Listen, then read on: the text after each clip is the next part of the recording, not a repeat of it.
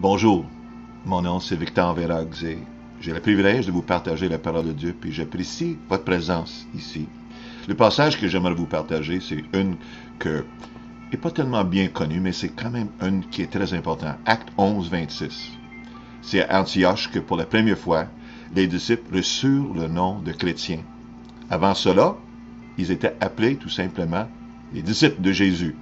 Mais à partir de ce moment-là, ils étaient appelés chrétiens. Les chrétiens sont les disciples de Jésus.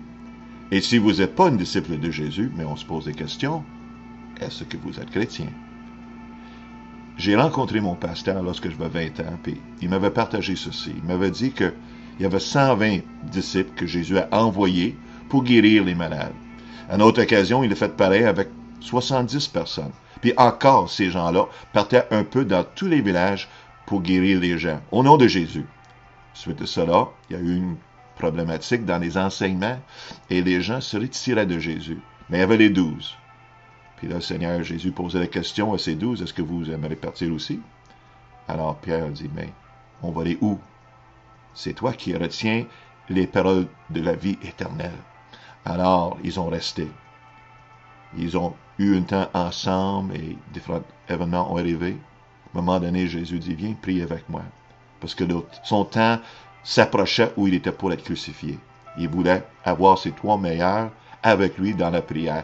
Quel privilège! Et là, il y avait un peu la misère, il s'endormait, mais il avait choisi quand même 3 pour ce rôle-là.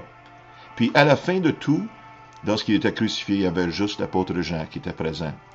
Les autres étaient dispersés. Mon pasteur, ce qu'il m'avait dit cette journée-là, c'est que chaque personne doit choisir la proximité auquel il voudrait être auprès du Seigneur. Ça, c'est notre choix. Nous sommes appelés par le Seigneur pour être ses disciples. Mais on peut choisir. Vous êtes libre, mais vous manquez quelque chose. Ah, c'est merveilleux. Des choses qui arrivent lorsque vous décidez d'être le plus près possible du Seigneur.